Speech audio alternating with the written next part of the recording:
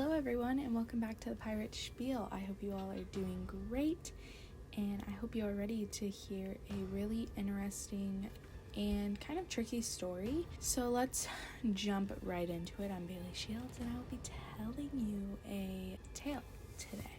This is a little disclaimer. This is a kind of not graphic, but just upsetting story. It's kind of unbelievable to think that somebody is able to do something like these people in this story did. So please beware if that is something that you do not want to hear about. Please click off. There will be plenty more content for you to watch, listen, and read on PatentBuiltToday.com.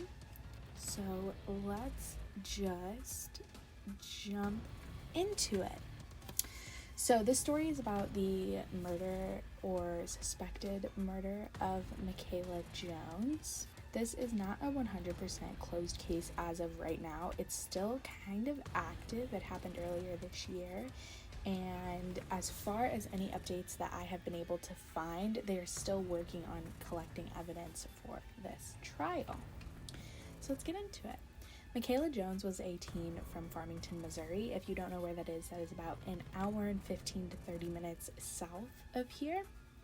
She was reported missing on May 8th of this year, but she was a suspected runaway for 5 days before that. So she went missing, and then her parents 5 days later decided to finally report her as missing. There were people that saw her in a small town about 30 minutes away, but when they did see her, there was no report of her, and obviously they aren't psychics, so they can't tell that something bad was going to happen.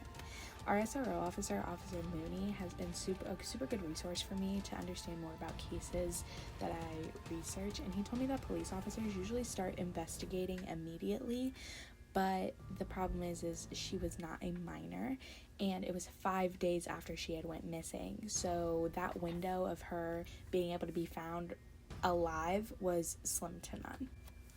Before she was reported missing by her family, her mom was very convinced that she was a good kid. Never did drugs, never partied with people that were bad, never did anything. So when this whole case happened, she was almost in complete denial. Not thinking that this could be her kid. She was found eventually right off of Highway M in the woods.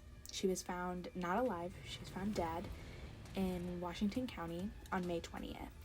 But she was not actually worked up by a coroner or pathologist until the next day. The missing persons case was closed that day and a homicide opened. The Washington County Sheriff was sure that she had passed away from an accidental drug overdose. That was until 2 individuals were arrested. Both of the men were charged with a multitude of charges, including abandonment of a corpse, tampering with physical evidence, and obstruction of an investigation. One of these men, this is kind of the story that they were given. Disclaimer, this man is suspected to have lied to the police. This is why he got charged with obstruction of justice and or an investigation. His story was that he woke up at 5 a.m. and found Mikayla dead in a house in Caledonia. Caledonia is a very small town with very little crime. Out of all the times that I've personally been there, I have never even seen a cop car. It is a tiny town that usually only attracts tourists and the very little population that lives there. There's one main drag and there's a few shops and a candy store and a restaurant. That's about it. That's all that Caledonia, and a chapel, I think there's a wedding venue there, but that's all that they have to offer. So he woke up and found her dead at 5 a.m. Now, researching, I love to go, this may sound really weird, but I love starting on true crime TikTok because it gives me a foundation of things that I need to debunk, things that I should look further into. And I actually found this case on TikTok. And the first thing that I looked up I saw when I looked up her name was her actual account. And the last video that she posted was really early, 1, 2, 3 a.m., the day that she had died. So must have went to sleep, and a few hours later he woke up and found her at 5 a.m. This, heads up, this is where it gets kind of uncomfortable, graphic, kind of unbelievable. So just another warning, if that gets to you, please do not keep listening. Just click away. I don't want to make you uncomfortable. After the two found her, they decided that the smartest thing to do, which it's not smart at all, please do not ever think this or do this, that it would be smart to wrap her in a comforter, put her in the trunk of the car so that they could go dump her body off of the highway. Then, after they dumped her body, they proceeded to go back to the house and destroy any drug evidence. This is where they're caught in the lie. As of right now, there's really no true story of what we know happened. All we have is what these guys say, and they're suspected to not be telling the truth. So, obviously, Mikayla's family has something to say about this. Mikayla's mom decided to have a second autopsy done because she was in a lot of denial because she believed that her daughter could never die from a drug overdose. It was suspected that she was on drugs at the time that she had died, but the second autopsy found that it was just enough to be present, but not enough for her to overdose. So she was doing drugs, but she wasn't doing them enough to actually kill her. So that's where the story kind of doesn't line up as to her overdose. They didn't just wake up and find her dead because of an overdose. That's what the toxicology report says. That's what the coroner said, the private coroner that the family hired. The amount of drugs just weren't enough to kill her. She had fractures and other injuries on her head and knees, but due to the state of the decomposition, because she had been out there for so long, the pathologist really couldn't tell where they were from, or if they were from before she died, or if they were from them transporting her body. They couldn't tell, just because of how long it had been how long she had been sitting out by the highway. They did raise a red flag, though. The one thing that those injuries did do, they kind of raised this idea that they could very well have happened before she died. So it kind of raised a red flag for homicide. And of course, the family, I'm not saying that this is for every case. I'm not saying that the victim's family is wrong, but the family, in cases like these, we do see that there is foul play involved.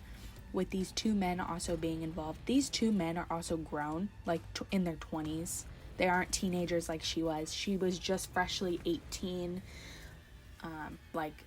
just out of high school, about to graduate. Her mom truly thought that there was no way that there was no foul play involved, which we see a lot in these cases with missing persons come up dead cases. They definitely do believe that there is foul play involved, and there sometimes is, there sometimes isn't. It really is just what the family believes. I did try to find some current news, what there was a trial or anything, but in the last month, the attorney's office that has been working this case, the Washington County Attorney's Office, has been are still collecting evidence from the case, and that was as of August 16th, I believe, was the last time that they had put out a report. I scoured the internet to find any trace of any other information, trials, statements, anything that had been said, if a true story actually came out, if they found out what actually happened. And as of right now, we are still waiting on a trial. So there really is nothing more other than she was found dead, suspected overdose, but there wasn't enough to be an overdose. So it did raise a flag for homicide, and they're still collecting evidence. That is the end of our story today. I hope you all enjoyed, and I hope you all know and can see from this case. Please be careful of who you are around and know who you are going with. I hope you all enjoyed this episode, and I hope you come back for another episode. I hope you enjoyed today, and I hope that you come back for another episode of any of our podcasts that we have here at Pattonville Today. My name is again Bailey Shields, and I'm the multimedia audio editor for Pirate Press and PattonvilleToday.com. I hope you all have a wonderful rest of your day.